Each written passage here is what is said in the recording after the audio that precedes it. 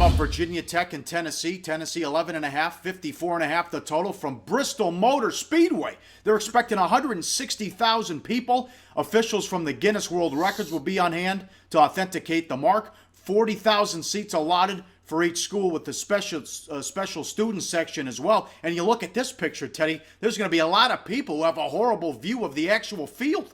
Yeah, it's a really weird venue and a lot of really bad seats and a lot of extra room between the field and the stands in this ballgame. But, I mean, I don't know that the venue is necessarily going to affect things all that much. It's going to mean the crowd noise is probably a little bit less than it is for an average game. But it's a neutral site game anyway, as you mentioned. Both teams bringing 40,000 fans. The question I have, though, is Virginia Tech quarterback Jared Evans ready for the pressure? Because this is, it was a great story.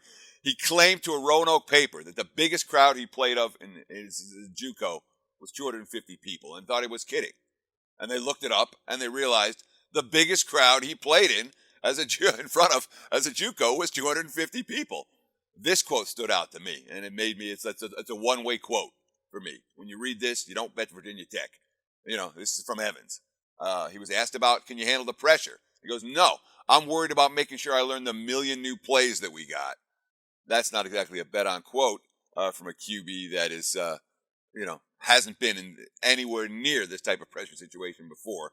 And of course, Justin Fuente got an interesting question here because he's got to recruit. I was going to ask you. Ask me. Yeah, here's what I was going to ask you two things.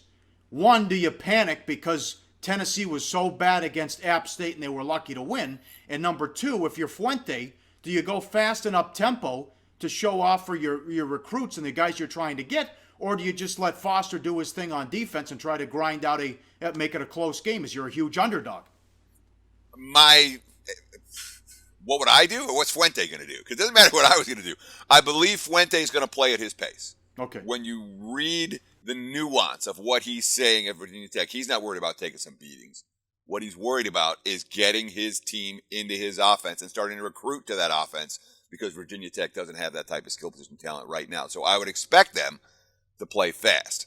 Now, the defense that Virginia Tech has is something that's a problem for Josh Dobbs and the Vols. I mean, you talked about Appalachian State and the troubles they had last week. I thought it was every bit as much App State looking good as Tennessee looking bad, but they had to fight for it. Everything they got versus that team, Paulie. Mm-hmm. They had no business winning the game. They needed a missed 42-yard field goal and an extra point. App State should have beat them. And they also they got a freshman and a sophomore starting at the two tackle spots, and it showed. And now, even more pressure on their pass blocking this week against those Bud Foster blitzes from Virginia Tech. Hey guys, for the full video, go to sbrpicks.com. Do your research before you bet. Check out our ratings guide to see which books have the best ratings and sign-up bonuses. Open up several accounts. Shop for lines at sbrodds.com. Always be ahead of the game.